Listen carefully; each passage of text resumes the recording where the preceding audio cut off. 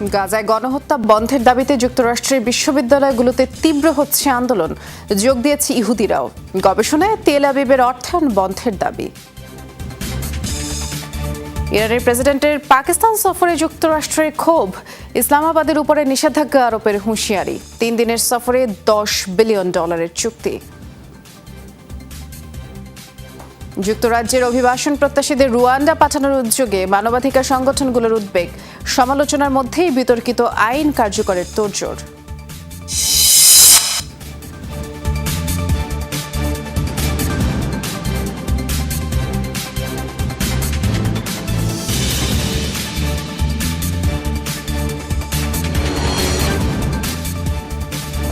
শিরোনামগুলো শুনছিলেন, নুসরাত বৃষ্টির সাথে আছি।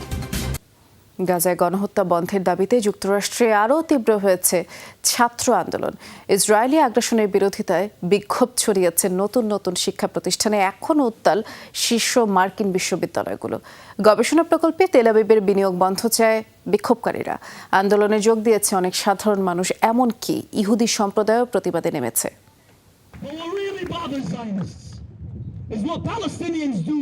উত্তাল বিশ্ববিদ্যালয়, college, school. New York, California, মিনেসোটায় বিক্ষোভের আগুন ছড়াচ্ছে এক শিক্ষা প্রতিষ্ঠান থেকে আরেক শিক্ষা প্রতিষ্ঠানে। সবার দাবি বন্ধ করতে হবে গাজায় গণহত্যা। পুলিশ মোতায়েন, ধরপাকড়, প্রতিষ্ঠান থেকে বহিষ্কারের পরও ঠেকানো যাচ্ছে না বিক্ষোভকারীদের। কর্তৃপক্ষের নির্দেশ অমান্য করে বিশ্ববিদ্যালয় চত্বরে তাঁবু খাটিয়ে চলছে অবস্থান কর্মসূচি। একই সাথে চলছে পুলিশের ধরপাকড়। বিক্ষোভ থেকে ইহুদি বিদ্বেষ ছড়ানোর অভিযোগ বিশ্ববিদ্যালয় কর্তৃপক্ষের, যদিও তা মানতে নারাজ সাধারণ ছাত্ররা। গাজায় যা হচ্ছে তাতে সত্যি হতাশ ও ক্ষুব্ধ। বিশ্ববিদ্যালয় কর্তৃপক্ষ যে প্রতিক্রিয়া দেখাচ্ছে তাও মানা যায় না। Massachusetts institute of technology MIT সহ যুক্তরাষ্ট্রের অনেক বিশ্ববিদ্যালয়ের বিভিন্ন প্রকল্পে বিনিয়োগ করে থাকে ইসরায়েলের প্রতিরক্ষা মন্ত্রণালয়। মূলত এই অর্থ ফিরিয়ে দেওয়ার দাবিতেই শুরু হয়েছিল মার্কিন ছাত্র আন্দোলন। তেল আবিবের অর্থায়নে গবেষণাকে সরাসরি গাজায় গণহত্যায় শামিল হওয়া বলছে তারা। বোমা তৈরির প্রতিষ্ঠানের সাথে সংযোগ থাকতে পারে না আমাদের বিশ্ববিদ্যালয়ে, যেসব বোমা ইয়েমেন, গাজায় ফেলা হয়। ইসরায়েলি কোম্পানিগুলোর বিনিয়োগ বাতিল চাই। ন্যায় বিচারের পক্ষে অবস্থান নেবার এটাই সময়। যুক্তরাষ্ট্রের বহু সাধারণ মানুষ সমর্থন দিয়েছে গাজার পক্ষে ছাত্রদের আন্দোলনে। খোদ ইহুদি কমিউনিটি নেমেছে রাজপথে। নিউ ইয়র্কে সিনেটর চাক শুমারের বাড়ির সামনে বিক্ষোভ কর্মসূচি আয়োজন করেছে জিউস ভয়েস ফর পিস। যোগ দেয় বহু ইহুদি। ইসরায়েলে অস্ত্র সরবরাহ ও সামরিক সহায়তা বন্ধের দাবি জানায় তারা। গণহত্যায় কেন বিনিয়োগ করা হচ্ছে, এটা সত্যিই হতাশাজনক। ইসরায়েলে অর্থ দেয়া বন্ধ করুন। বাইডেন প্রশাসন যা করছে, আমরা জিউস কমিউনিটি উদ্বিগ্ন। গাজায় ইসরায়েলের আগ্রাসন শুরুর পর থেকেই সরব বহু মার্কিনী। বিভিন্ন সভা সমাবেশে তোপের মুখে পড়তে হয়েছে রিপাবলিকান নেতাদের। মঙ্গলবারও ফ্লোরিডা সফরে পথে পথে বিক্ষোভের মুখে পড়েন প্রেসিডেন্ট জো বাইডেন। ডরথি তাস্ট্রিন, যমুনা নিউজ। এবার ফিলিস্তিনকে রাষ্ট্র হিসেবে স্বীকৃতি দেওয়ার সিদ্ধান্ত নিয়েছে ক্যারিবিয়ান দেশ জামাইকা। এক বিবৃতিতে এই তথ্য নিশ্চিত করেছে দেশটির পররাষ্ট্র মন্ত্রণালয়। ফিলিস্তিনকে স্বীকৃতি দেওয়া 142তম দেশ হবে জামাইকা। দেশটি জানিয়েছে চলমান সংঘাত সমাধানের একমাত্র উপায় 2 রাষ্ট্রভিত্তিক সমাধান। সামরিক সংঘাত নয়, বরং কূটনৈতিক আলোচনার মাধ্যমে গাজায় আগ্রাসনের শেষ দেখতে চায় দেশটি। বিবৃতিতে জানানো হয়েছে জাতিসংঘ সনদের মূলনীতির প্রতি প্রতিশ্রুতিবদ্ধ হওয়ায় ফিলিস্তিন এবং ইসরায়েলের মধ্যে শান্তিপূর্ণ সহাবস্থান নিশ্চিতে ফিলিস্তিনিকে রাষ্ট্র হিসেবে স্বীকৃতি দেওয়ার সিদ্ধান্ত নিয়েছে তারা।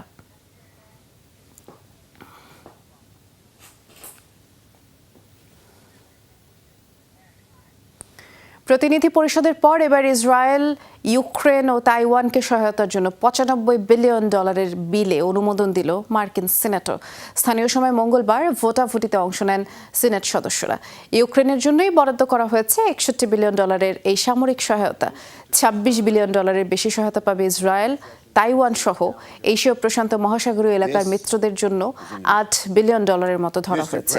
বুধবার প্রেসিডেন্ট জো বাইডেনের বিলে স্বাক্ষর করার কথা রিপাবলিকান পার্টি নিয়ন্ত্রিত প্রতিনিধি পরিষদের বাধায় গত কয়েক মাস ধরে ইউক্রেনের জন্য নতুন মার্কিন সহায়তা আটকে ছিল।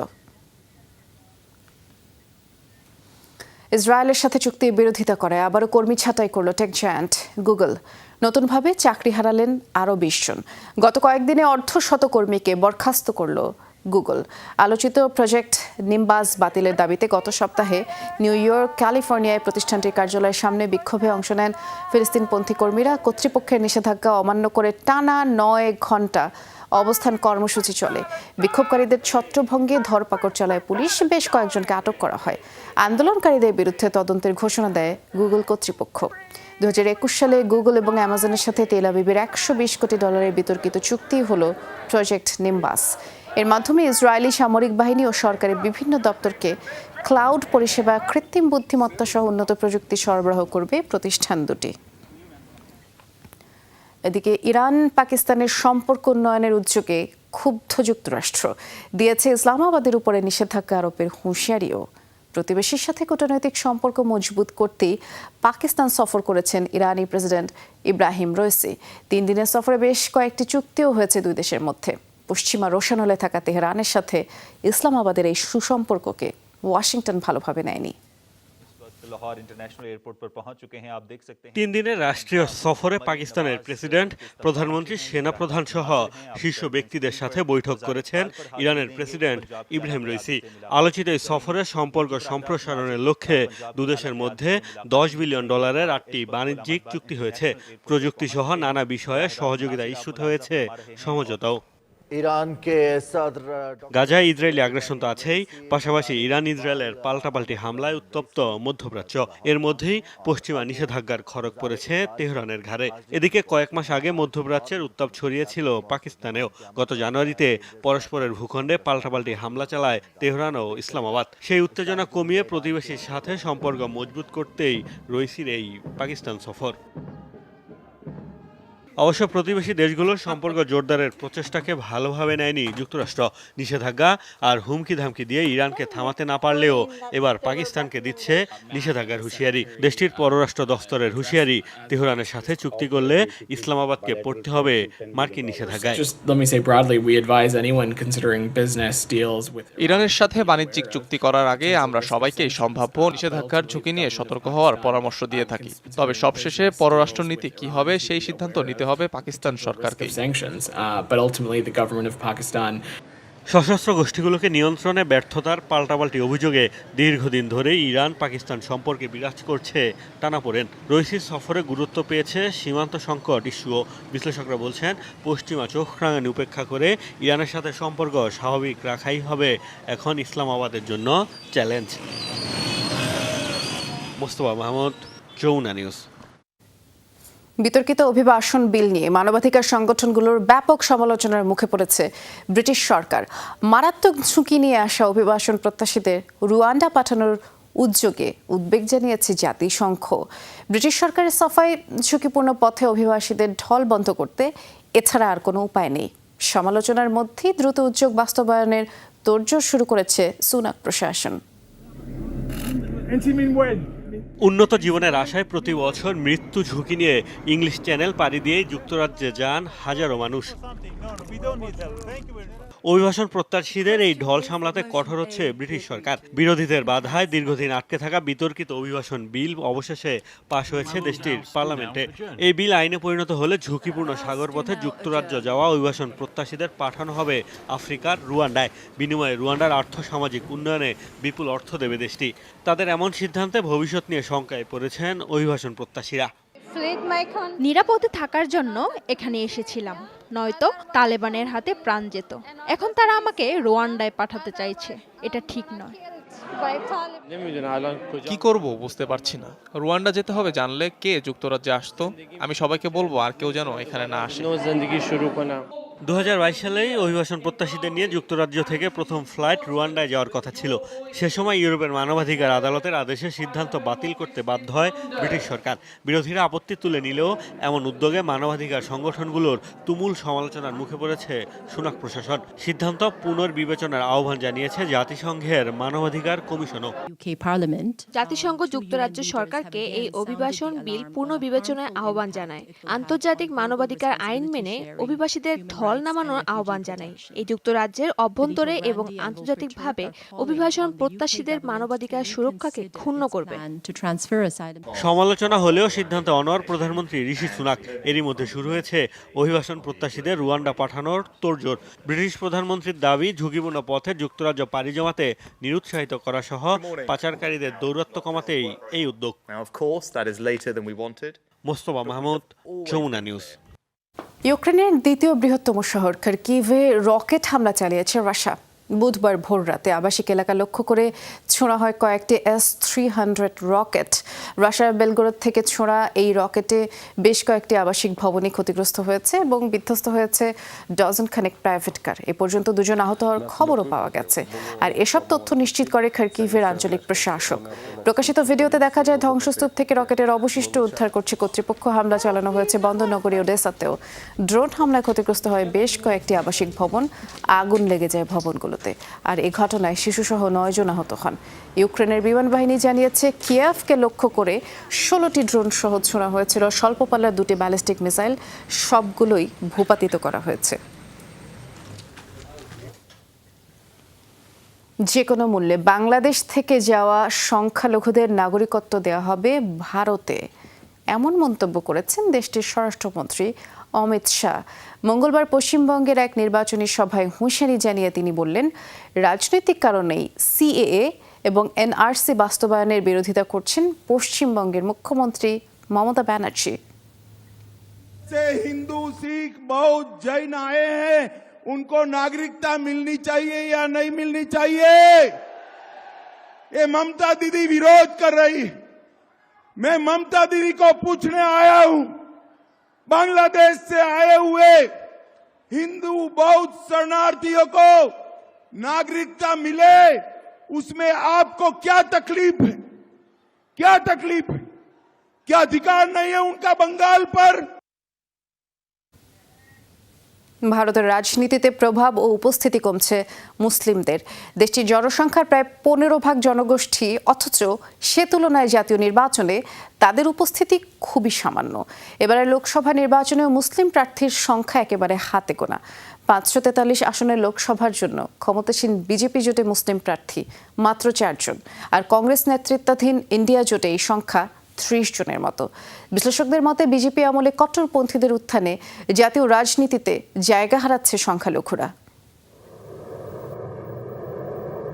ব্রিটিশ বিরোধী আন্দোলনের সময় থেকেই ভারতবর্ষের রাজনীতিতে গুরুত্বপূর্ণ ভূমিকা মুসলিম নেতাদের। ভারত ভাগের পরও মাওলানা আবুল কালাম আজাদের মতো অনেক মুসলিম রাজনীতিবিদ প্রতিনিধিত্ব বহাল রাখেন ক্ষমতার কেন্দ্রে। হাল আমলে গুলাম নবী আজাদের মতো ডার্ক সাইডের নেতারাও প্রভাব রেখেছেন ভারতের রাজনীতিতে। গত কয়েক দশকে অবশ্য ভারতের রাজনীতিতে কমেছে মুসলিমদের প্রভাব, পরিসংখ্যানেও যার প্রমাণ স্পষ্ট। 1980 সালে লোকসভায় মুসলিম এমপি ছিলেন 49 জন, আর 2019 সালে পার্লামেন্টের নিম্নকক্ষে প্রতিনিধিত্ব করেছেন 27 এমপি। আগের বার যে সংখ্যা ছিল মাত্র 22। ভারতে এখন 20 কোটির বেশি মুসলিম বাসিন্দা, যা দেশটির মোট জনসংখ্যার 14% বেশি। প্রতি বছরই বাড়ছে মুসলিম জনগোষ্ঠীর আকার, অথচ সেই তুলনায় কমছে রাজনীতিতে তাদের অংশগ্রহণ। বর্তমানে কমিউনিটিতে উল্লেখযোগ্য তরুণ নেতৃত্ব না থাকায় ভবিষ্যতের জন্য নেই কোনো আশার আলো। গত 2 আমলেই ক্ষমতাসীন বিজেপিতে কোনো মুসলিম পার্লামেন্ট সদস্য ছিল না। ক্ষমতাসীনদের জোট থেকে 2014 সালে 6 আর গতবার 7 জনকে মনোনয়ন দেয়া হলেও তারা কেউই ভোটারদের মন জয় করতে পারেননি। এবার বিজেপি থেকে মনোনয়ন পেয়েছেন মাত্র একজন মুসলিম নেতা। কেরালার একটি আসন থেকে প্রার্থী হওয়া আব্দুল সালাম অবশ্য স্থানীয় মুসলিমদের কাছে বেশ বিতর্কিত। বিজেপি নেতৃত্বাধীন এনডিএ জোট থেকে প্রার্থী হওয়া বাকি 3 মুসলিম নেতাও তেমন আলোচিত নন।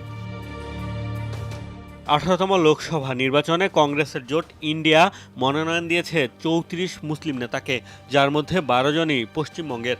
গত নির্বাচনে বহুজন সমাজ পার্টির হয়ে পার্লামেন্ট সদস্য নির্বাচিত হওয়া দানিশ আলী এবার লড়ছেন কংগ্রেসের হয়ে।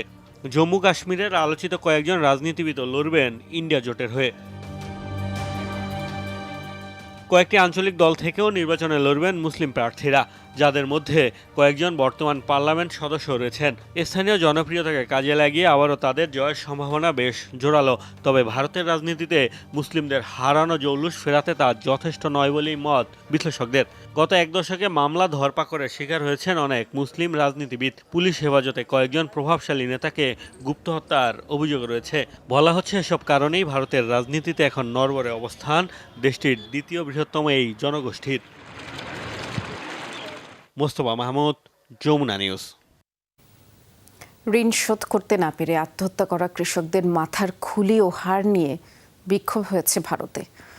মঙ্গলবার নয়াদিল্লির যন্তর মন্তরে অভিনব এই কায়দায় বিক্ষোভ করেন তামিলনাড়ুর প্রায় 200 কৃষক। এ সময় প্রধানমন্ত্রী মোদির বিরুদ্ধে তারা ক্ষোভ প্রকাশ করেন। অভিযোগ করেন কেন্দ্রীয় সরকারের প্রতিশ্রুতি সত্ত্বেও ফসলের দাম বাড়ানো হয়নি, দাবি জানানো হয় ঋণ মওকুফের। বলেছেন ঋণের বোঝা বইতে না পেরে আত্মহত্যা করেছেন হাজার হাজার চাষি। আর দাবি না মানলে মোদির বিরুদ্ধে লোকসভা নির্বাচনে অবস্থান নেয়ার হুমকিও দেন বিক্ষোভকারীরা। বলেন কোনো দলের হয়ে নয়, বরং সাধারণ কৃষক হিসেবেই তারা সাহায্য চান।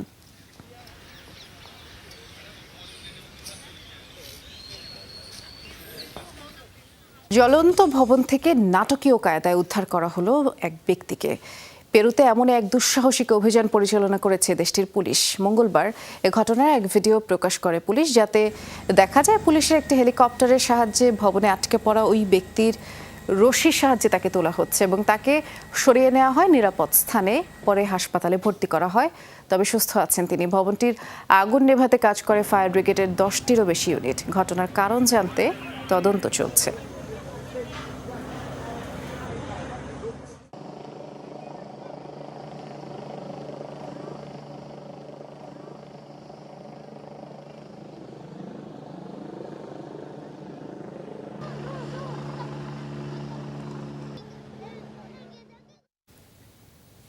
গরমে পৃথিবীর এই প্রান্তে যখন ওষ্ঠাগত প্রাণ, তখন অপর প্রান্ত ফিনল্যান্ডে তীব্র শীতে বিপর্যস্ত জনজীবন।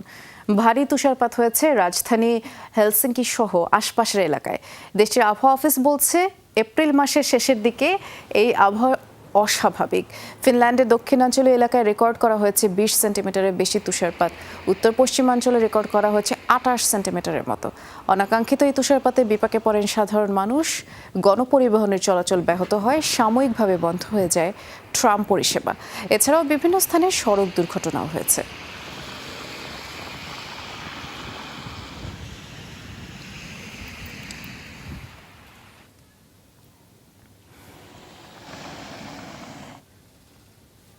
সাহারা মরুভূমি থেকে উড়ে আসা ধুলোর মেঘে ছেয়ে গেছে গ্রিসের আকাশ। কমলা রঙের কুয়াশায় ঢাকা পড়েছে রাজধানী এথেন্স সহ আশপাশের বেশ কয়েকটি শহর। ভূমধ্যসাগর পাড়ি দিয়ে ধুলোর মেঘ ছড়িয়েছে সুইজারল্যান্ড এবং ফ্রান্সেও। এতে করে উচ্চ স্বাস্থ্য ঝুঁকি তৈরি হয়েছে, দৃশ্যমানতাও কমে এসেছে। আরও বাড়তে পারে দূষণের মাত্রা, এমনকি কমে যেতে পারে সূর্যের আলো, এমনটি জানিয়েছে গ্রিসের আবহাওয়া অফিস। গত 24 ঘন্টায় পাওয়া গেছে 25টির মতো দাবানলের খবর। ধারণা করা হচ্ছে বুধবার থেকে আকাশ পরিষ্কার হতে শুরু করবে। এদিকে বিনা প্রয়োজনে ঘর থেকে বের না হওয়ার নির্দেশ দিয়েছে দেশটির স্বাস্থ্য বিশেষজ্ঞরা। এই ছিল যমুনা আই ডেস্কের সাথে থাকার জন্য সবাইকে ধন্যবাদ।